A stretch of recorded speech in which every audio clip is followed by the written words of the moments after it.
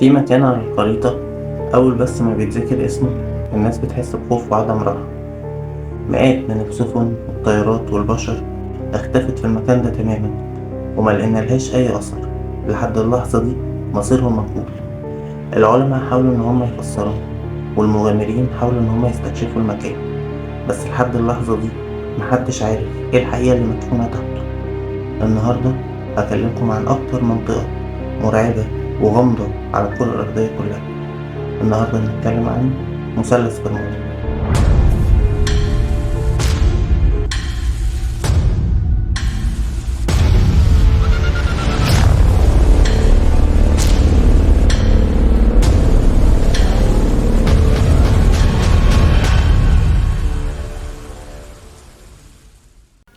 أول حاجة، مثلث برمودا مش مثلث حقيقي مرسوم على الخريطة، بس هو اتسمى بالاسم ده لأن المساحة اللي بيعملها بين 3 نقط، وهي جزر برمودا، ولاية ميامي الأمريكية، وجزر البهاما، مكونة ما بينهم شكل مثلث عملاق مساحته حوالي 1,000,000 كيلومتر مربع.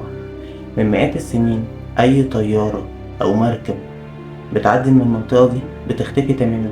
مش بتتحطم، لأ، هي بتختفي كأنها اتنقلت لمكان تاني أو بعد تاني محدش يعرف عنه حاجة.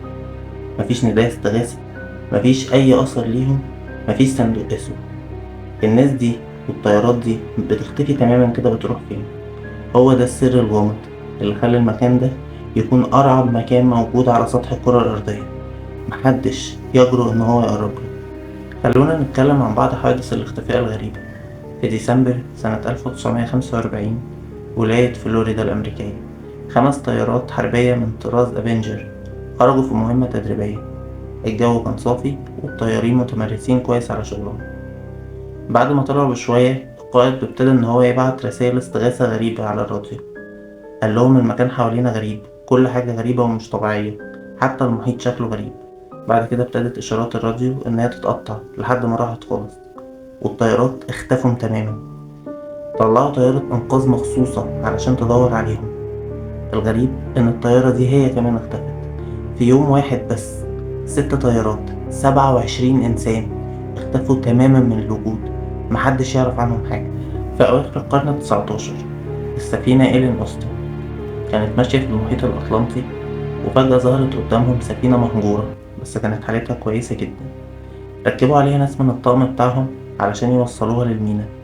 الغريبة إن بعدها بشوية السفينة المهجورة دي اختفت تماما من على الرادارات. بعدها بكام يوم السفينة ظهرت تاني، بس كان الطقم اللي ركبها مختفي تماما، ملوش أي أثر. ركبوا عليها طقم تاني، والأغرب إن الطقم ده هو كمان اختفى هو في السفينة. وفي حادثة اختفاء تانية، طيارة ركاب بريطانية سنة 1948 اسمها ستار تايجر. الطيارة دي كانت متجهة في مسار محدد لجزر برمودا. الجو كان صافي برضه والدنيا تمام وكل حاجة كويسة. فجأة الطيارة دي اختفت من الوجود. دوروا عليها كتير، مفيش حطام، مفيش جثث، مفيش نداء استغاثة، مفيش صندوق اسود. الطيارة نفسها مش موجودة. وفي بيان رسمي الحكومة قالت الطيارة ببساطة اختفت من الوجود ومفيش تفسير لاختفائها. سيبكوا بقى من كل القصص دي وخليني احكي لكم اكتر قصة مرعبة معروفة لحد دلوقتي. الطيارة سانتياغو كانت رحلة متجهة من ألمانيا لولاية تشيلسي الأمريكية. الطيارة اختفت فوق مثلث برمودا بالظبط. الغريب بقى في الموضوع إن بعد 35 سنة الطيارة لقوها طايرة تاني في الجو بعد ما اختفت، وعملت هبوط في مطار في البرازيل. ومش ده المرعب.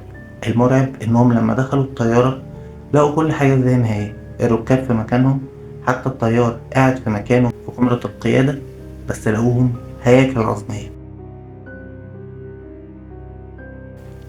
خلونا بقى نتكلم عن التفسير لكل اللي بيحصل ده. في وجهتين نظر، تفسيرات علمية وتفسيرات تانية غامضة. التفسيرات العلمية من ضمنها تفسير بيقول إن السبب في كل اللي بيحصل ده هو غاز الميثان اللي موجود بكميات ضخمة جدا في قاع المحيط الأطلنطي في الحتة دي، وده بيخلي تظهر فقاعات هواء كبيرة ضخمة مفاجئة بتخلي السفن تغرق تماما من غير حتى ما يلحقوا يبعتوا أي إشارات استغاثة. تفسير تاني بيقول إن في عواصف قوية جدا وتقلبات في الطقس في المنطقة دي بتخلي البحارة خصوصا السفن الصغيرة يفقدوا السيطرة تماما على المراكب بتاعتهم، وبرضه بتغرق بدون أي أثر. التفسير التالت بيتكلم عن مغناطيسية الأرض الشديدة هناك، ده بيخلي البوصلة تروح وتغير اتجاهاتها، وده بيخلي البحارة ما يقدروش يعرفوا مكانهم، وبالتالي بتغرق السفن. دي كانت التفسيرات المنطقية العلمية. في بقى تفسيرات تانية مرعبة هحكيها لكم. واحد من التفسيرات دي بيقول إن السبب في كل اللي بيحصل ده هو 3 أهرامات ضخمة جدا موجودة تحت المحيط الأطلنطي. الأهرامات دي مصنوعة من الكريستال، بتعمل مجال مغناطيسي قوي جدا. الواحد منهم قد هرم خوفو 3 مرات. ده بيؤدي لاختلال توازن السفن بسبب المجال المغناطيسي وغرقهم فورا. تفسير تاني بيتكلم عن قارة أطلانتس، وبيقولك إن أهل أطلانتس لقوا طريقة وقدروا إن هم يعيشوا بيها تحت المحيط، وأي حد بيقرب للمنطقة المحظورة بتاعتهم بيموتوه فورا، وبياخدوا السفن والحاجات دي ويخفوها عندهم. التفسير التالت بيتكلم عن فجوة زمنية، بيقول إنك لما بتعدي هناك بتتحول من زمن لزمن تاني، ودليلهم على كده رحلة كان طيار أمريكي سنة 1970 قام بيها. لما دخل مجال منطقة مثلث برمودا لقى نفسه وسط ضباب أبيض كتير، كأنه ماشي وسط نفق، ما كانش عارف يحدد اتجاهاته والبوصلة مش شغالة معاه. الغريبة إن الطيار ده بمعجزة قدر إن هو ينجو، ولما رجع القاعدة العسكرية بتاعته لقى الطيارة مسجلة إن زمن الرحلة 50 دقيقة، مع إن زمن الرحلة كان 80 دقيقة.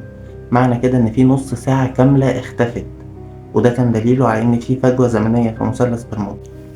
تفسير تاني بيتكلم عن نقل الأبعاد تانية، إن الطيارات والسفن لما بتعدي هناك هي بتروح لبعد تاني غير البعد اللي احنا عايشينه، وده اللي بيخليها تختفي تماما من الوجود. تفسير بيقولك إن ممكن يكون أمريكا بتعمل هناك تجارب عسكرية، وقوات خاصة هناك هي اللي بتخفي السفن والطيارات اللي بتعدي من فوقها. تفسير آخر بيتكلم عن الكائنات الفضائية، لأن في واحد في 2013 أمريكي كان ساكن في المنطقة دي بيقول إن هو شاف طبق طاير بينزل في المية ويطلع منها من غير أي مشاكل. والقصة بتاعته دي ما تصدقتش غير لما في ناس شافت طيارة حربية وهي بتلاحق حاجة في المنطقة دي أشبه بالطبق الطاير. التفسير الأخير الأكثر غموضا ورعبا هو إن عرش إبليس موجود في المنطقة دي. استندوا في الكلام ده للحديث النبوي الشريف اللي بيقول إن إبليس يضع عرشه على الماء. فعلا كل الاختفاءات دي بتجرى على المية في منطقة مثلث برمودا. هل ممكن فعلا إبليس يكون عرشه هناك وهو ده اللي بيؤدي لاختفاء السفن والبشر ومحدش بيعرف عنهم حاجة؟ هل ده السر اللي موجود في مثلث برمودا؟ قولولنا انتوا مؤمنين بأنهي نظرية؟ ايه اللي انتوا شايفينه في المكان ده؟ ايه السر الحقيقي اللي بيخلي محدش يجرؤ يقرب دلوقتي لمثلث برمودا؟ راحت فين كل السفن والبشر والطيارات اللي اختفوا؟ اتنقلوا بعد تاني؟ اتنقلوا زمن تاني؟ ولا إبليس خلص عليهم؟ الإجابة لحضراتكم. إلى لقاء قريب مع ملف جديد مع الروض.